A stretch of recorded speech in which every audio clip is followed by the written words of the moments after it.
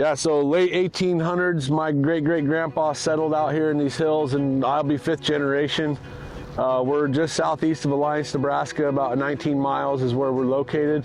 Many folks that have heard of the Mule Shoe Bar Ranch, that would have been my great-great-grandpa and his sons. But Hague Angus Ranch was formed by me and my wife, Josie. It's been 12 years ago. The name Hague comes from the original deed owner on this piece of ground right here that my family would have acquired it from. So as a history buff, I came up with the Hague Angus Ranch part through that. My dad was 9/9 Cattle Company. I'm Hague Angus Ranch, and we've been doing this for a long time. You know, that's one thing that I think kind of makes our program unique, is that all we've ever done is cattle. Like, there's no row crop, there's no, the cattle make it or break it, and it's been that way for 150 years out here in these hills. And I won't claim to have the harshest environment, but it's pretty rough out here in the old western sand hills. Management plays into the acres per cow quite a bit. Like, you know, we're about 20 acres to run a pair year round. You know, it's been a roller coaster weather journey for everyone in this country the last 20 years, but primarily and historically about a 10 to 12 inch rainfall. We are classified as kind of high desert at 3,800 to 4,100 feet. So we're not real low elevation, but we're not high elevation either.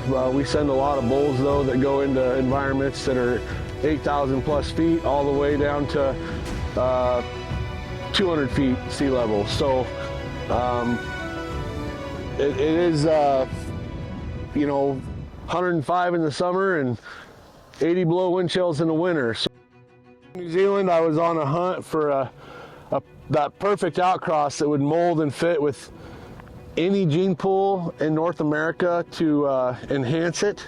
And Hague Angus filled that bill, so we have a huge influence of New Zealand genetics. Primarily what I was most impressed with when I was there was the feet and structure. They get 200 inches of rain. Everywhere those cattle travel over there is straight up and straight down in that steep country. And it was absolutely impressive with the cattle's fleshing ability and their feet and structure. And so a New Zealand influence heavily on a lot of our pedigrees. Howery through OCC emulation.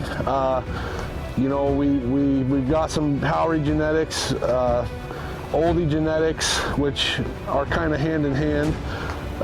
There is a little bit of Y and some Shoshone trickled in there a little bit, but primarily good old Rito blood through 7075 and 707.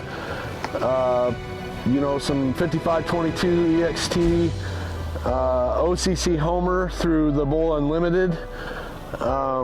We really loved Homer. Back when my dad was doing a lot of commercial breeding of Homer, it was always a bull I wanted to implement hard, and the females were good, so we found that through OCC Unlimited. And then of course in New Zealand, mixed in with those gene pools to offer an outcross to primarily anything in North America.